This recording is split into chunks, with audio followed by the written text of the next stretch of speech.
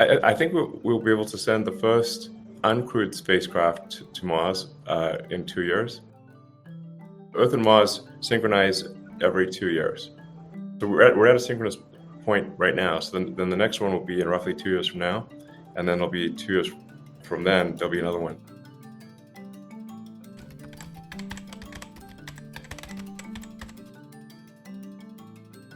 For the first trip, obviously, we want to make sure that we can land Starship without crashing.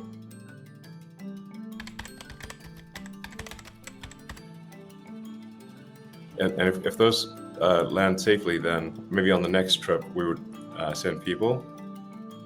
And then hopefully that would grow exponentially. So eventually there will be thousands of Starships going to Mars.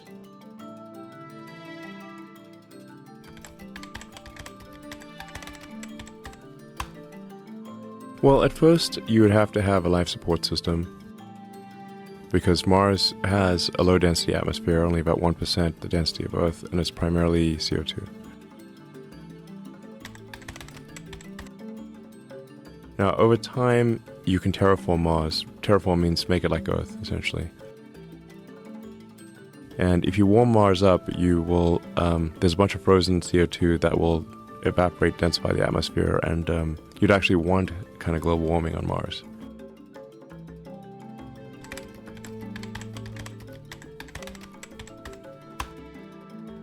Well, it would be a new frontier and an opportunity to rethink the whole nature of government, just as was done in the creation of the United States. I mean, I would suggest having direct democracy, like people vote directly on things, as opposed to representative democracy. The population votes on laws themselves, and then the laws must be short enough that people can understand them.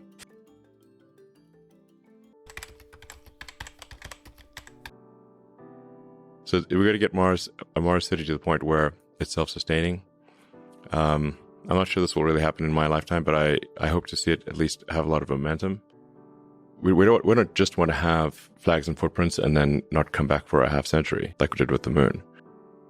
In order to pass a very important great filter, I think we need to be a multi-planet species.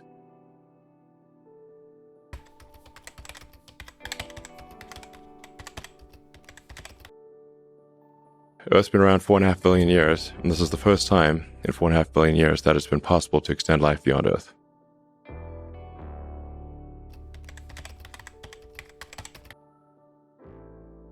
It is a natural extension of expanding the scope and scale of consciousness. So I think we want to do everything we can to make sure that Earth is going to be great for a long time, as long as possible, but also allocate a small amount of resources, like I said, less than 1% of our economy, to extending life beyond Earth and ultimately to other star systems.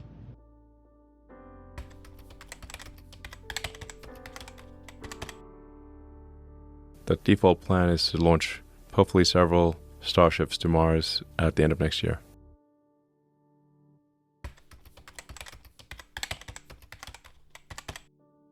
For the first time in the 4.5 billion year history of Earth, it is possible to extend consciousness beyond our home planet.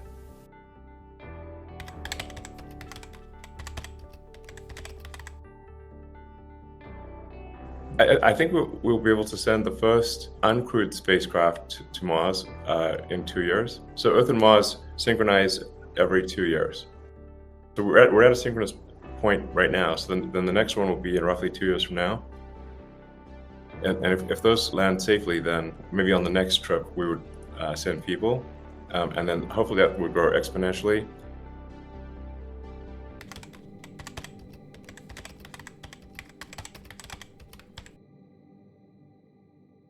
And even, whether somebody chooses to go or not, I think, vicariously we can all go there, just like with Apollo, where, only a handful of people went to the moon. But in a sense, we all went there. Humanity went there. And so even if somebody doesn't choose to go themselves, I think vicariously through others, they will go, they will understand, they will experience the universe. But there's also an inspiring reason, which is that life can't just be about solving problems. There have to be things that inspire you, that move your heart, that make you glad to be, when you wake up in the morning, you're excited about the future. And going out there and being a multi-planet species and being a spacefaring civilization and making science fiction, not fiction forever, I think that's one of those things. That's what fires me up the most, is like, let's go out there and find out what this universe is all about.